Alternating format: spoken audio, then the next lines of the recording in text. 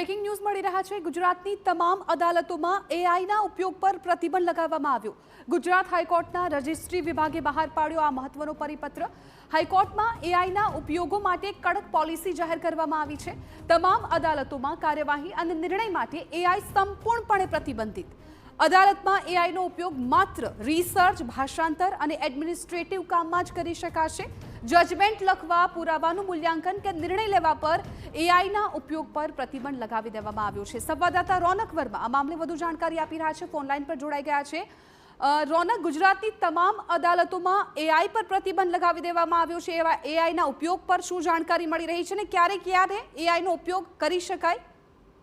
બિલકુલ થી ગુજરાત હાઈકોર્ટના રજિસ્ટ્રી વિભાગ દ્વારા એક મહત્વનો પરિપત્ર જાહેર કરવામાં આવ્યો છે, જેમાં જે પણ જજમેન્ટ આવતા હોય છે, ચુકાદા આવતા હોય છે, તેમાં અત્યાર સુધી ક્યાંક ને ક્યાંક એવું ધ્યાને આવ્યું છે કે એઆઈનો ઉપયોગ કરીને આ ચુકાદાઓ લખાતા હોય, તેના જ કારણે આ પ્રકારનો કડક નિર્ણય છે તે લેવામાં આવ્યો છે। ખાસ કરીને એઆઈથી ભૂલભર્યા અને ભેદભાવભર્યા પરિણામ આવવાની શક્યતા હોવાથી આ નિર્ણય છે તે લેવામાં આવ્યો છે। એટલે કે અદાલતની કાર્યવાહી સાથે સંકળાયેલા કોઈ પણ લોકો હવે એઆઈનો ઉપયોગ નહીં કરી શકે, તેમાં જ્યુડિશિયલ ઓફિસર્સનો પણ સમાવેશ છે તે કરવામાં આવ્યો છે।